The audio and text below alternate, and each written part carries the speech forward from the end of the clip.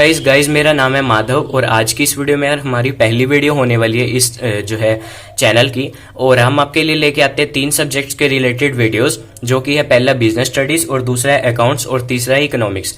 तो गाइस आज हम पढ़ने वाले हैं बिजनेस स्टडीज का सोर्स ऑफ बिजनेस फाइनेंस। और यार मैं गारंटी के साथ कह सकता हूँ ये चैप्टर पढ़ने के बाद मेरे से आपके 5 मार्क्स पक्के हो जाएंगे। तो यार इस 5 मार्क्स को पक्का करने के लिए इस जो है अपना वीडियो 4 पार्ट्स में डिवाइडेड होगी और 4 पार्ट्स इंपॉर्टेंट है, तो आपको वो सारे देखने पड़ेंगे।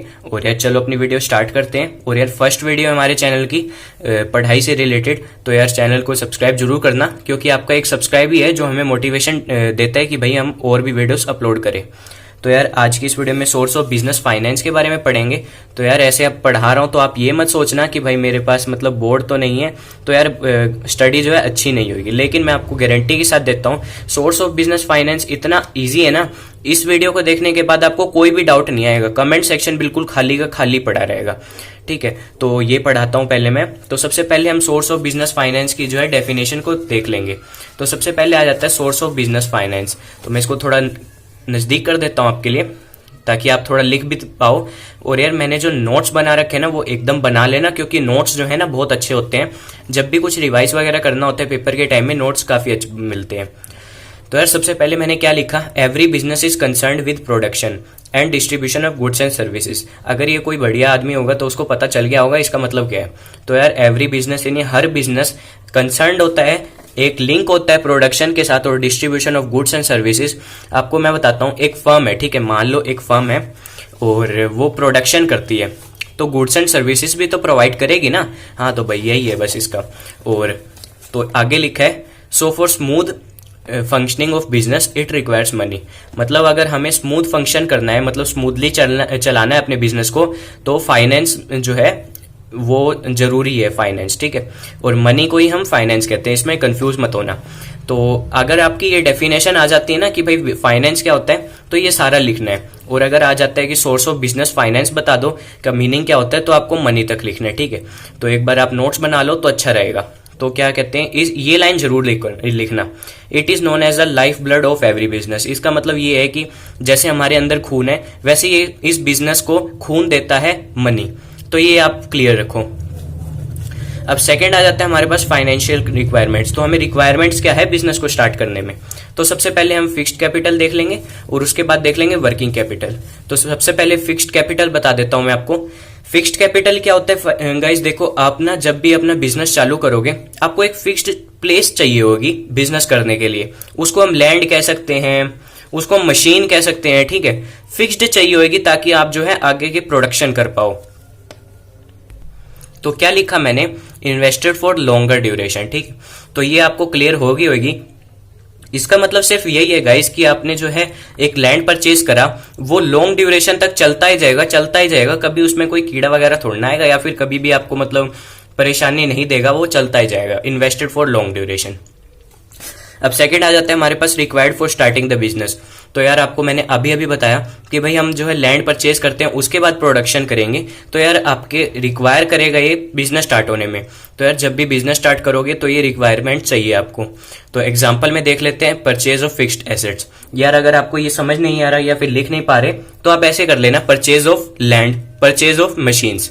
ठीक है गाइज, अब हम देख लेते हैं वर्किंग कैपिटल। ठीक है, तो वर्किंग कैपिटल क्या होता है, यूज्ड फॉर शॉर्ट ड्यूरेशन। ठीक है, तो आपको अगर ये क्लियर नहीं है used for short term day to day operation, तो आप ये लिख सकते हो यूज्ड फॉर शॉर्ट ड्यूरेशन। ठीक है, जैसे इसमें आपने लॉन्ग ड्यूरेशन लिखा वैसे आप इसमें लिख दो शॉर्ट ड्यूरेशन। तो इसका मतलब क्या होता है गाइस, वर्किंग कैपिटल एक ऐसी चीज है जो आपको डे टू डे ऑपरेशन में वर्क करेगी, आपका काम करेगी। ठीक है, मान लो आप प्रोडक्शन कर रहे हो तो प्रोडक्शन करने में आपके लिए सबसे पहले क्या नीड है, रॉ मटेरियल। तो रॉ मटेरियल आपको रोज रोज प्रोवाइड करना होगा, मतलब रोज रोज खरीदना होगा, तो ये हमारी आ जाती है वर्किंग कैपिटल में। और गाइज आपको बताऊं कि लेबर भी वर्किंग कैपिटल में आती है। तो आप अगर वर्कर्स जो है हायर करते हो तो उनको रोज सैलरी मिलती है, तो डे टू डे ऑपरेशंस में आ जाते हैं। ठीक है, और ये देख लेते हैं हम, सेकंड पॉइंट है इसका, रिक्वायर्ड फॉर रेगुलर एक्टिविटीज। तो ये रेगुलर एक्टिविटीज के लिए यूज होता है, कोई लॉन्गर ड्यूरेशन के लिए यूज नहीं होता। और एग्जाम्पल है payment of wages and salaries. तो तो आपको पता होगा पेमेंट ऑफ वेजेस किसको देते हैं, वर्कर्स को देते हैं, और सैलरीज किसको मिलती है, एम्प्लॉयज को मिलती हैं। तो ये बात क्लियर रखो। और गाइज मेरे को विश्वास है आपको ये सब समझ आ गया होगा। तो गाइज उसके बाद आ जाता है हमारा सोर्सेज ऑफ फंड्स। फंड्स कहाँ से आएंगे? मान लो आपने बिजनेस चालू कर रखा है, तो आपके पास फाइनेंस ही नहीं है, तो आप बिजनेस क्या चलाओगे? तो उसके मतलब जो है कुछ पार्ट्स बनाएगा कि जिससे हम पैसा रेज कर सकते हैं, पैसा उठा सकते हैं। जैसे आप मान लो लोन ले लिया, वैसा सब कुछ ये सब बताएंगे हम। तो सबसे पहले आ जाता है on the basis of period, ठीक है। तो आप कब तक ले रहे हो पैसा? मान लो मिस्टर ए हैं, मैंने उनसे मैं हूं मिस्टर ए और मैंने लिए हैं पैसे मिस्टर बी से, और गाइज मैंने उनसे लिए हैं मतलब मान लो 1-2 लाख लिए हैं। तो ये शॉर्ट टर्म में आ जाता है, ठीक है। तो इसमें क्या लिखा मैंने, 0 to 1 ईयर में अरेंज हो जाएगी मनी, मतलब एक साल तक मैं उनको दे दूंगा पैसे, मतलब 1 साल हो जाएगा तब मैं उनको पैसे दे दूंगा। और मीडियम में क्या आ जाता है कि भाई greater than 1 year but less than 5 year, मतलब ग्रेटर मतलब 1 साल से ज्यादा हो सकता है लेकिन 5 साल से कम नहीं हो सकता। मतलब मान लो मिस्टर बी से मैंने पैसे लिए, मैं मिस्टर ए हूं, तो मैंने उनको कहा भाई मैं आपको 4 साल में पैसे लौटा दूंगा, ना 5 साल से ज्यादा, ना और 1 साल से ज्यादा, ठीक है। तो ये इतना क्लियर रखो, आप इसको समझ गए होगे। अब लॉन्ग टर्म देख लेते हैं। मिस्टर ए से मैंने उठाया पैसा और अब मैं मिस्टर बी हूं, और अब मैंने जो है इनसे कम से कम 2 करोड़ का लोन ले लिया है, ठीक है। तो आप मान के चलो, जस्ट फॉर एक्सपेरिमेंट मैं आपको बता रहा हूं, ऐसा कुछ है नहीं। तो एक्सीडिंग 5 यानी 5 साल से आगे भी जा सकता है वो।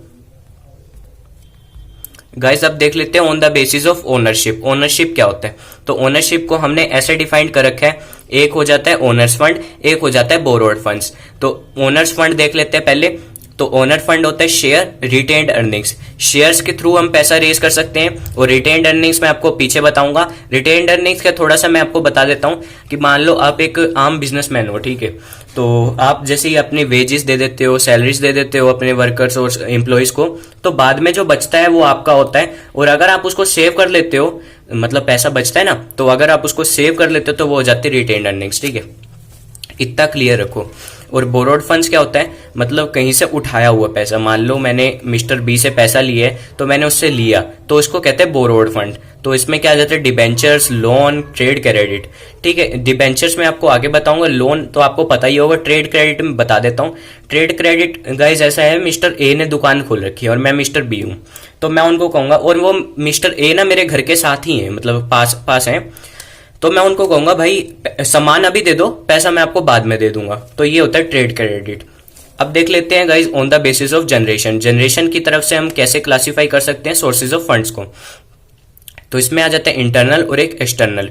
इंटरनल में क्या आ जाता है? रिटेन्ड अर्निंग्स, जो बिजनेसमैन ने खुद से बचाया है, और शेयर्स भी आ जाते हैं जो बिजनेसमैन ने खुद से रेज करे हैं।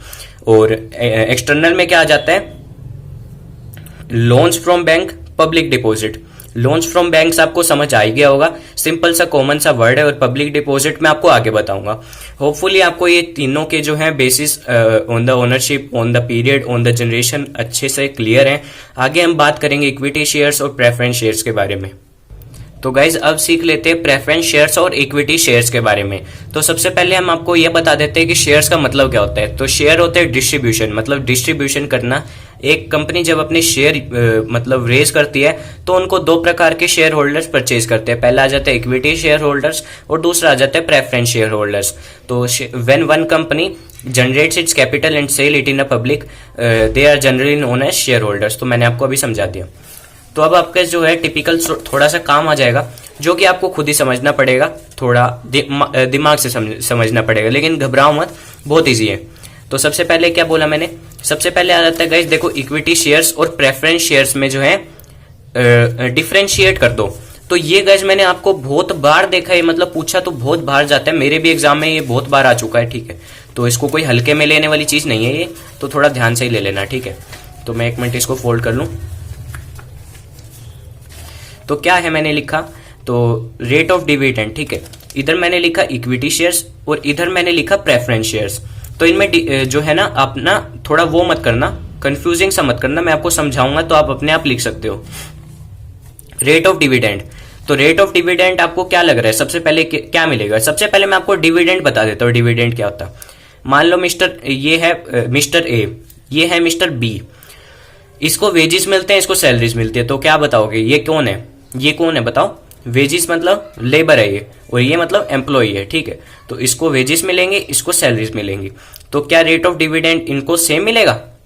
सेम तो मिलेगा, थोड़ा बहुत डिफरेंस रहेगा, लेकिन क्या है ना, मान लो अब इनकी केस में जो हम मिस्टर ए और बी को छोड़ के इक्विटी शेयर्स और प्रेफरेंस शेयर्स के बारे में बात कर रहे हैं, ठीक है। तो रेट ऑफ डिविडेंड सबसे पहले प्रेफरेंस शेयर को मिलेगा, क्योंकि ये जो है प्रेफर्ड फर्स्ट किए जाते हैं, ठीक है। हमेशा याद रखना, ये हमेशा प्रेफर फर्स्ट होंगे। तो इनको सबसे पहले जो है प्रेफरेंस शेयर्स को प्रेफर्ड फर्स्ट करा जाएगा, और रेट ऑफ डिविडेंड सबसे पहले इनको मिलेगा, बाद में जो बचेगा इनको मिलेगा, और जो बाद में बचेगा वो कंपनी को मिलेगा। अब प्रेफरेंस शेयर्स देख लेते हैं। प्रेफरेंस राइट्स किसको मिलते हैं? सबसे पहले इसको प्रेफरेंस राइट्स मिलते हैं, और सॉरी इसको प्रेफरेंस क्या बोल, ये देखो, अब ये मिलते हैं इसको सबसे पहले प्रेफरेंस राइट मिलते हैं। तो मैं ही कंफ्यूज हो गया, मैंने 11th में लिखे थे ना, तो मैं ही कंफ्यूज हो गया। तो ये बिफोर इक्विटी शेयर्स, तो यानी इसका मतलब ये है कि इसको प्रेफरेंस शेयर्स को सबसे पहले प्रेफर करा जाएगा, इसको सबसे पहले प्रेफरेंस राइट्स दिए जाएंगे। सॉरी अगर आपको बैकग्राउंड नॉइज आ रही होगी। और जो प्रेफरेंस राइट्स इसको मिलेंगे, इसको नहीं मिलते हैं, ठीक है। ये है इक्विटी शेयर्स, ये है प्रेफरेंस शेयर्स।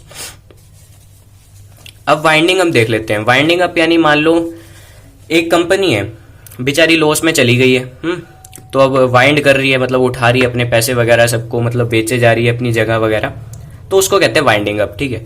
तो उसमें भी सबसे पहले प्रेफरेंस शेयर को करा जाएगा, बाद में जो बचेगा वो इनको मिलेगा, इक्विटी शेयर्स को। सबसे पहले प्रेफर इन्हीं को ही करा जाएगा, लेकिन बाद में जो मिलेगा वो इनको मिलेगा। अब लास्ट 2 पॉइंट बचे हैं, और जो अपनी वीडियो को एंड करते हैं। सबसे पहले आ जाता है वोटिंग राइट्स, ठीक है। और गाइस मैं आपको अकाउंट्स भी पढ़ाने वाला हूं, तो बहुत मजा आने वाला है, बिल्कुल भी ना टेंशन मत लेना, रोज वीडियो आएंगी। तो अब आ जाते हैं वोटिंग राइट्स की तरफ। वोटिंग राइट्स क्या होता है? तो सबसे पहले देख लेते हैं इक्विटी शेयर्स, मतलब प्रेफरेंस शेयर्स के बारे में। तो इनको जो है वोटिंग राइट्स नहीं मिले जाते। तो मान लो वोटिंग राइट्स जो है प्रेफरेंस शेयर्स को नहीं मिलते, और इक्विटी शेयर्स को मिलते हैं, ठीक है।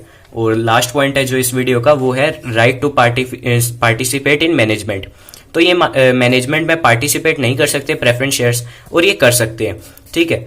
और आपको लिखने की कोई जरूरत नहीं है, यहाँ पे जो है आपका जो है फर्स्ट पार्ट कंप्लीट हो जाता है। तो गाइज ये था आपका फर्स्ट पार्ट। उम्मीद करता हूँ आपको वीडियो पसंद आई हो। अगर पसंद आई है तो अपने दोस्तों के साथ भी शेयर करो, और गाइज इस चैनल को थोड़ा सा सपोर्ट दिखा दो। गाइज मैं भी आपको बहुत सारी वीडियोस लाने वाला हूँ, मैं आपको पूरा जो है अपना सिलेबस कवर करूंगा 11th का, और गाइज आपके लिए बहुत सारी वीडियोस आएंगी, और यार मजेदार पढ़ाई होने वाली है, तो कोई दिक्कत लेने वाली बात नहीं है। होपफुली आप लोग ठीक होंगे, और अब जो है आपका जो है ये चैप्टर खत्म होने की कगार पे आने वाला है। बस 2 पार्ट्स और आएंगे और ये चैप्टर जो है खत्म हो जाएगा, ठीक है। पहले मैंने 4 पार्ट्स कहा था, लेकिन अब ये 2 पार्ट्स में खत्म हो जाएगा। तो आपके सपोर्ट की वजह से जो है मैं वीडियो बना पा रहा हूँ। तो मिलता हूँ अपनी नेक्स्ट वीडियो में, तब तक के लिए भाई लोग बाय बाय।